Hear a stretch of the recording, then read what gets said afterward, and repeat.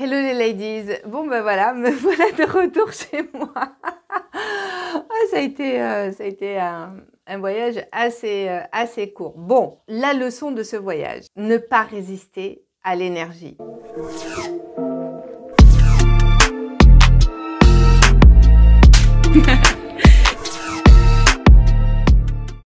Je suis partie avec l'idée de rester minimum 3 mois. Maintenant, faut l'avouer, je suis partie un peu les mains dans les poches, sans vraiment préparer mon voyage et partir comme ça à l'aventure en sachant absolument pas ce qui j'allais vivre, ce qui allait m'attendre. Et c'était ok pour moi. Comme vous le savez, si vous avez déjà écouté la précédente vidéo, je vous avais dit voilà que j'avais tout fermé, ma maison, pris congé momentanément de mon amoureux et que j'allais partir faire ce voyage, quelque chose que j'avais jamais fait jusqu'à maintenant, partir seule dans un pays que je connais pas, avec une langue que je ne connais pas, en parlant déjà moi-même très très mal l'anglais, sachant que l'anglais c'est vraiment la langue nationale en Inde, et en n'ayant absolument rien préparé. D'ailleurs, je n'ai même pas choisi, à vrai dire, l'endroit où j'allais atterrir. En fait, c'est l'endroit qui m'a choisi, tout simplement. Et je me rappelle, j'ai une amie qui m'a dit, tu sais, l'Inde, c'est une terre de surprise. En fait, c'est pas toi qui décide, c'est elle qui décide. Et enfin, elle, imaginons que ce soit féminin. Et bon, j'ai accueilli ce qu'elle m'a dit et j'y suis allée. Et c'est vraiment ça, en réalité, c'est cette terre qu'on dit sacrée qui décide pour toi. Première raison pour laquelle je n'ai pas pu prolonger mon voyage, c'est que la question du visa a été extrêmement compliquée parce que j'ai manqué d'informations dès le départ. J'aurais dû demander un visa d'1 an et je n'ai demandé qu'un visa que de 3 mois et je n'ai eu qu'un mois et ça a été assez fastidieux pour avoir un renouvellement. Une extension que j'ai obtenue mais de très courte durée et donc c'est pour ça que j'ai préféré rentrer tout simplement. Pourquoi j'ai préféré rentrer? Parce que vraiment j'ai fait des pieds et des mains pour prolonger mon séjour et j'ai rencontré énormément de résistance. Et à un moment donné, c'est un peu comme dans la vie, c'est comme dans les rencontres. Des fois, voilà, il y a quelqu'un, tu rencontres quelqu'un, il te plaît, mais ça fonctionne pas comme tu as envie.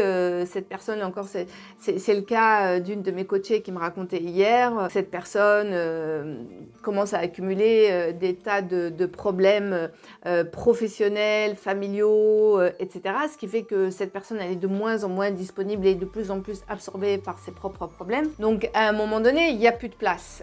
Et c'est un peu ce qui s'est passé pour moi, c'est que vraiment je me suis battue et j'ai été soutenue par des personnes locales pour m'aider à obtenir cette extension nous n'avons pas réussi à l'obtenir. Donc là, je me suis dit, Karima, voilà, l'énergie, elle te dit là, stop, rentre chez toi. Tu as vécu quelque chose de vraiment nouveau et d'important pour toi. Il est temps de rentrer chez toi.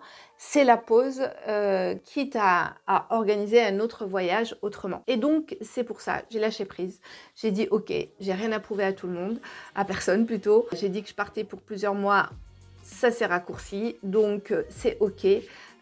Et je rentre parce que je l'ai senti, pour moi c'était juste de pouvoir rentrer à ce moment-là parce que tout me disait de rentrer. Maintenant, quel est le bilan que j'en fais? Déjà, je tiens à dire que cette expérience, tout d'abord, au-delà, c'était pas tellement du tourisme, c'est vraiment une expérience personnelle et ça a été très très riche. D'abord, j'ai abordé l'Inde du bon côté dans la mesure où j'ai commencé par Goa et sincèrement cet état on va dire c'est paradisiaque, il fait beau, il y a la mer, le sable blanc, les cocotiers, vraiment hein, c'est vraiment ça. Et en même temps voilà, j'ai été en contact avec des Indiens au quotidien. Et ça a été extraordinaire. Déjà, ça a été une belle expérience humaine parce que j'ai rencontré vraiment des gens formidables qui m'ont vraiment touchée dans mon cœur, de voir cet accueil, cette chaleur, cette simplicité, cette ouverture. Ça m'a fait vraiment du bien. Voilà, ça m'a fait du bien de rencontrer toute cette chaleur. Et à titre personnel, ça m'a remué vraiment beaucoup au niveau émotionnel. Oh, j'avais l'impression vraiment que j'avais des émotions très lointaine qui remontait. Et en fait, à y réfléchir, j'ai vraiment cette sensation que je suis allée déposer et me libérer de toutes ces émotions liées à la peur. Parce qu'un matin, je suis allée me baigner et j'y allais souvent. Hein, et je me rappelle très bien quand je suis sortie de l'eau, j'ai eu cette sensation que réellement, je m'étais délestée de toute cette charge de peur que je n'avais même pas identifiée en vérité. Et alors, c'est la peur de plein de choses, des peurs inconscientes, des peurs profondes. Forcément, donc on a forcément des questionnements parfois dans la vie, même si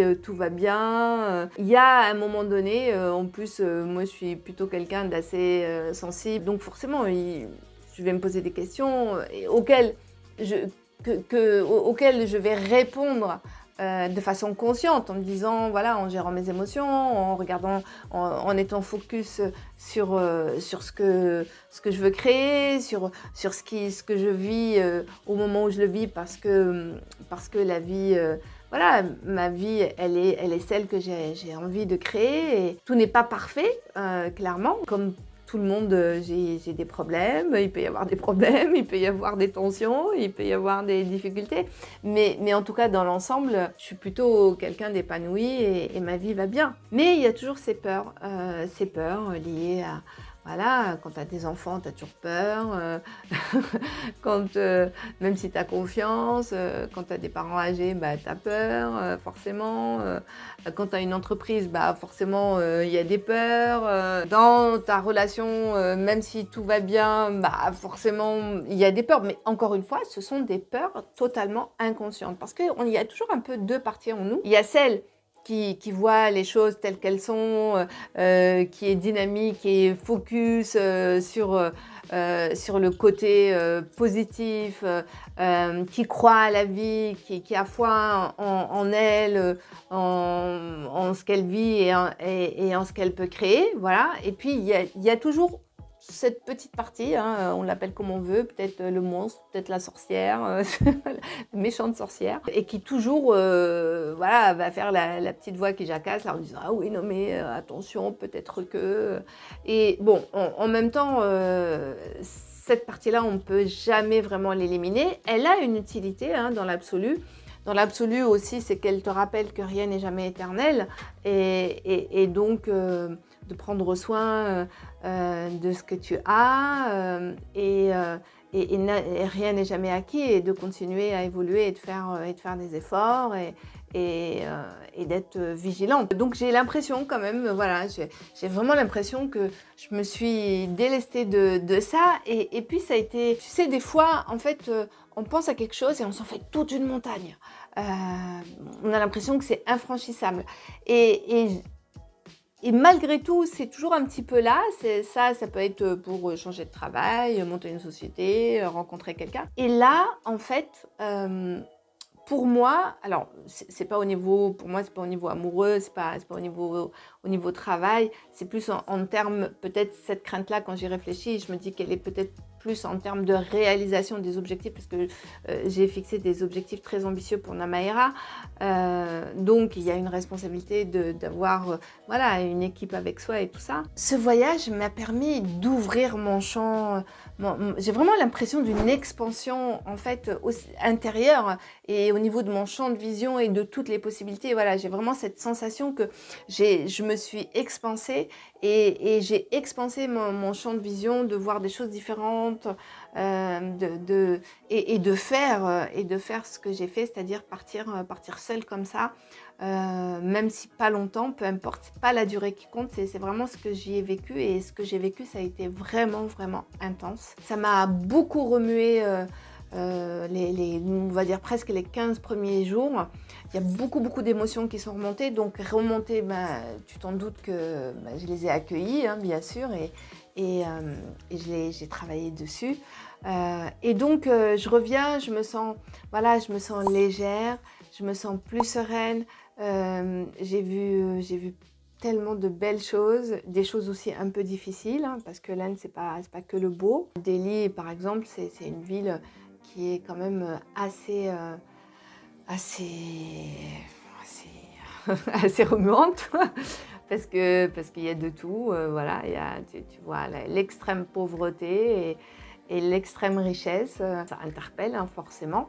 Mais le tout aussi, ça t'apprend aussi finalement à pas juger, à être juste dans l'observation et le constat. Parce que on ne connaît pas les tenants et les aboutissants, on ne peut pas comparer à ce qu'on connaît. C'est une autre mentalité, c'est une autre culture. C'est une autre histoire.